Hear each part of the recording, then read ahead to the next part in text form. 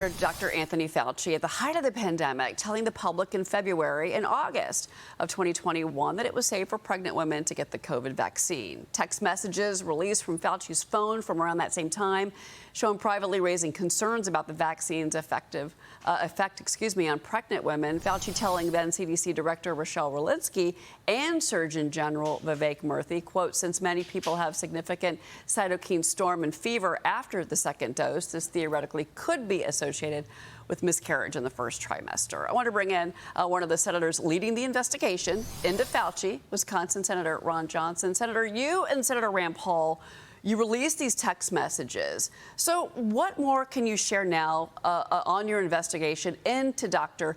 Anthony Fauci and where we go from here?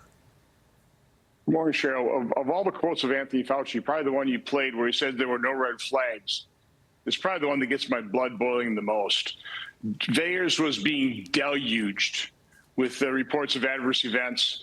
A month after they sent that text between themselves where, and by the way, I've been following this very closely. I'd never heard that cytokine storms were increased after the second dose. Never heard that. That obviously concerned, and it should have concerned Anthony Fauci, and what his responsibility should have been is to warn doctors, practitioners, and the American public.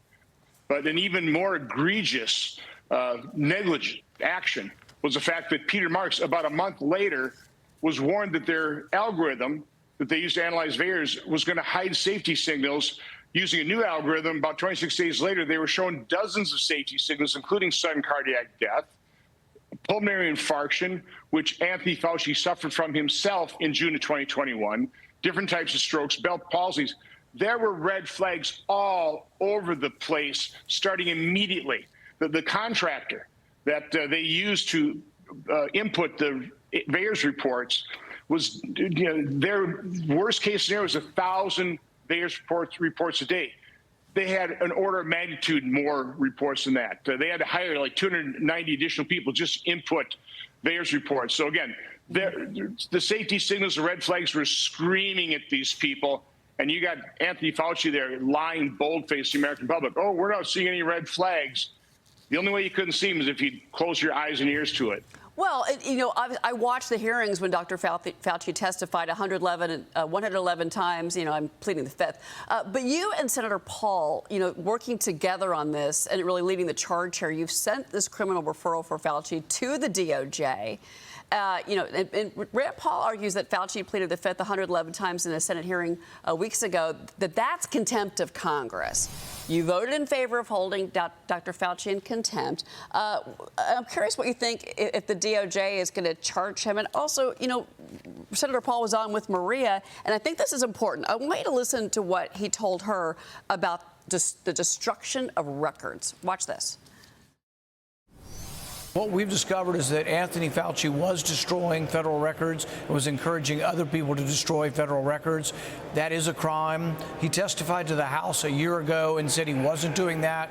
That's a crime, to perjure himself. And so we will bring him back. I've asked him to come and testify this fall. If he doesn't come voluntarily, we will subpoena him.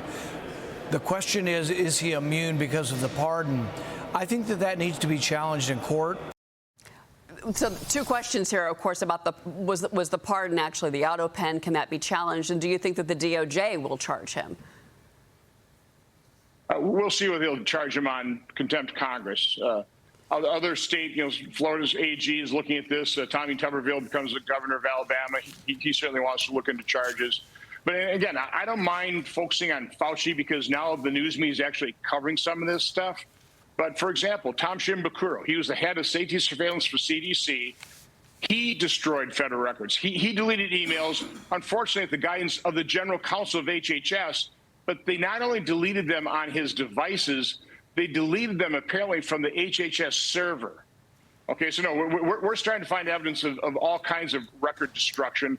Those should be federal law violations. Todd Blanche should be investigating these types of things. Yeah, listen, we only just started getting these devices, these documents. My investigation has only just begun. I've been writing oversight letters all through the Biden administration. We never got squat out of them.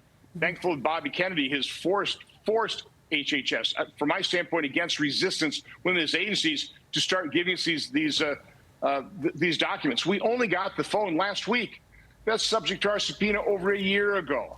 So again, I think the dam's starting to break here. Some of this information is coming out. It's going to be difficult. Here's an example. The phone has 34,000 text messages, right? Anybody who texts realizes as soon as you get a text message, you put that person in your contacts so you know who that person's texting you. We have 3 contacts in Fauci's phone. Everything else, all these text messages are associated with the phone number, which indicates to me he deleted his contact numbers. So it's going to take time to match these phone numbers with a person. It's just going to be more difficult to uncover what is hidden in these texts. Okay. Well, we're going to be following your work and, of course, the work of your colleague, Senator Paul. I do want to ask you about what happened yesterday with regards to the primaries. The Democratic Socialists of America put to the test last night in Wisconsin. They lost. DSA-backed Francesca Hong losing the Democratic primary for governor by less than 1%, just over 3,000 votes, separating her and Milwaukee County Executive David Crowley, who's now going to face off against Republican Congressman Tom Tiffany in November. Senator, I want to get your thoughts on this, in particular. The polling, we talked about this earlier on the program. Going into this, it looked like Francesca Hong was going to walk away with this thing, and she lost. So I agree with Ashley. I think she was making that point on your show earlier. Listen, if I relied on polls, I would have folded up shop a long time in all 3 of my elections. So no, these polls are highly unreliable. I think what's concerning to me now, we didn't have really a contested primary for Republican governor, but we had about 500,000 Republicans come out and vote in our primary. 700,000 Democrats. That's a 200,000 vote differential there.